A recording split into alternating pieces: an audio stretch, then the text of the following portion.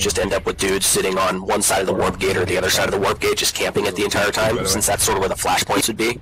You know what I mean? Yeah, I understand that. Though, could it be done with 4? You can do it with 4? We can do it with 4. It's not ideal with 4, but we're thinking about maybe doing 4 plus some battle islands, which might make it more viable. It's all just up in the air right now. The main thing we're trying to really solve right now is the while on a continent gameplay, which is the lattice stuff that we're testing right now, or what we're calling the rush lane stuff that we're testing right now. But if we can get the continental gameplay nailed, then we'll start worrying about the intercontinental gameplay. If we can't get the continental gameplay nailed, then the intercontinental gameplay doesn't make a ton of sense. The thing is, right now, what we have is continental gameplay. We have to have that good, and then we can start working on the intercontinental gameplay. Well, something's been bugging me. It's the lack of long-range combat in this game. Is there any plans to do anything about it? You know, I was actually having some pretty long-range and medium-range combat just now. I think that these lattice changes force a lot more of that because there's a lot more open field battle. In the current game, you can just rush over to a facility and always fight at a facility and never have to worry about anything else. But with the changes that we have now, there's a lot more forces meeting in the middle. We were fighting over by Paris East Grove for like an hour straight, and it was a pretty long-range infantry fight the entire time. The Angel, he's messing in the files, and he wants to know what the Angel is.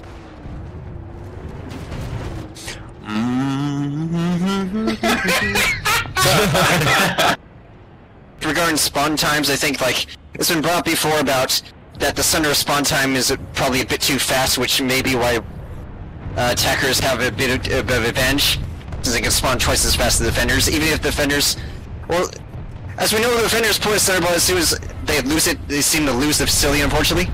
I was wondering, could we see that adjusted, maybe?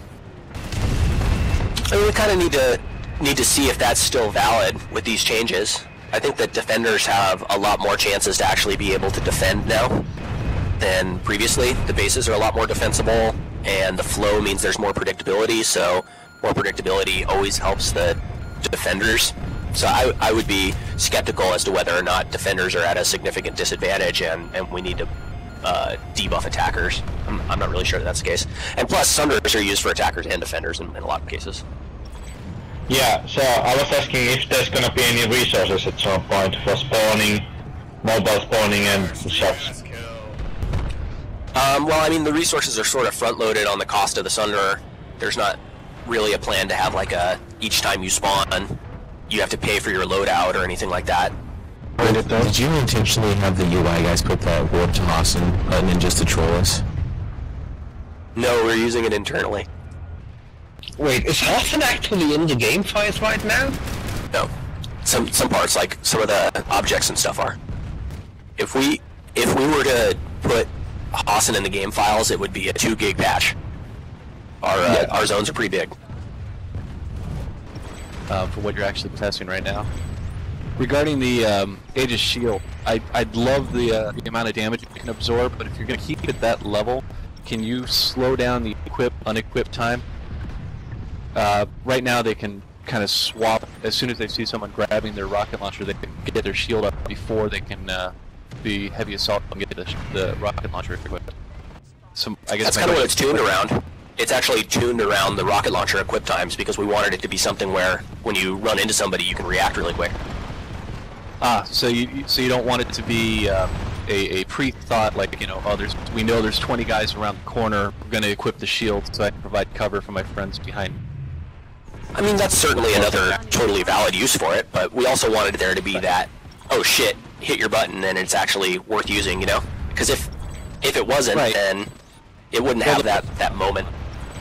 Right, but then don't you think that having it absorb that much damage to be equipable that quickly, don't you think that's a bit much? Because they can unequip real quick and blast them with the shotgun.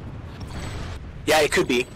I'm not sure. I haven't had very much luck today using that shield myself, playing a max, so I don't know if it's too strong or not. Well, one of the plans for the Sunderer, which is going to be the next vehicle we do a big update on, is to give it almost like the rumble seat functionality, where passengers on the inside can shoot out of it. It would be like, it would absolutely be something you had to slot. Sorry, Bessie, what? So you would be giving up potentially like the ammo for it. Okay. And you would lose the ammo boxes on the side of it, and then you'd get gun ports instead. We have a lot of kind of different deployment types for it, and one of them is a cloaking deployment type. But we're still prototyping, and we're still figuring out exactly what's going to work. So, and that's not anytime soon. This is a couple months away before you guys are going to see that stuff. Yeah, the way that we're doing vehicle and class updates is basically every 2 months you'll get a vehicle update, every 2 months you'll get a class update, and they stagger. Unfortunately, we kind of fucked up this max update, so the max update and the harasser are coming at the same time. Otherwise, they would be a month apart normally. Is the cosmetic update coming soon, so we can put the Lumifiber trims and the fins on the same ASF? I'm not sure what game update that's going to be in, but it'll be relatively soon. It's not something that we're working on right now, but it's also not something that's super hard to do, so once it is up on the task list, it'll be pretty quick. Oh, Higby, I was wondering something about, since you mentioned on that big post about the hex changes, you also mentioned that the amp stations and battle labs were going to get new benefits. When can we expect to see something like that?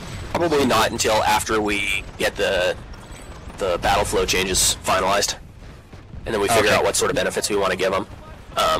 Well, basically, a lot of people want stuff to do that is outside of the Zerg.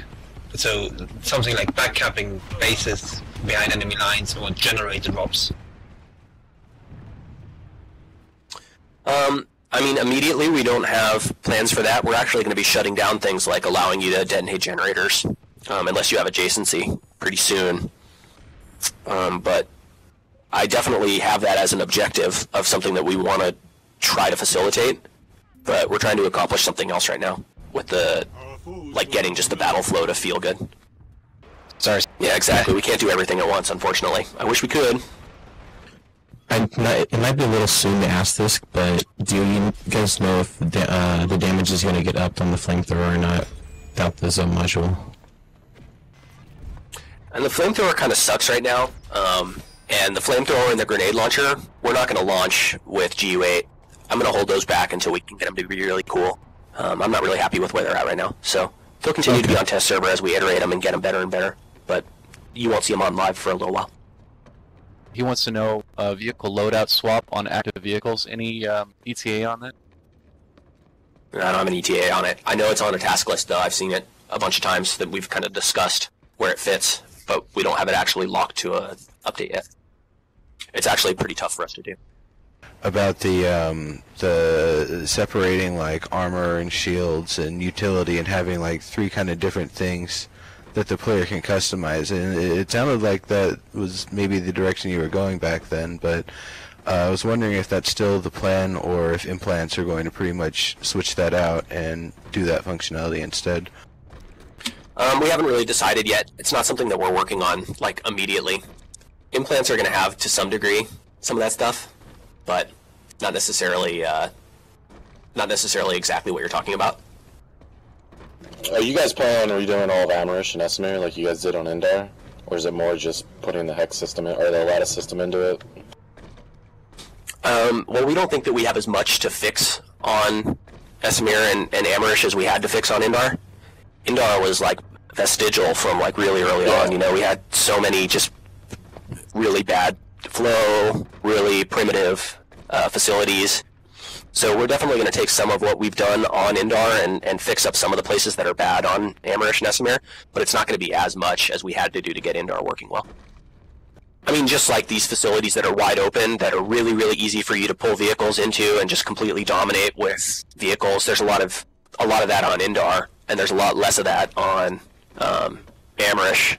We sort of figured out while we were building the levels that we needed to have more kind of segregated infantry areas, and Esamir and Amerish sort of both have that to some degree in a lot of the facilities and a lot of the outposts, but Indar, by and large, was almost all just combined. There wasn't a lot of good separation, so we had a lot that we needed to fix on this continent. So, speaking of like outposts and such or bases, I mean, it's possible that when we get enough data, we'll see changes to main bases too, maybe like amp stations and tech plants. The ones that are coming on Hossin, they don't have like fixed layouts like these ones do.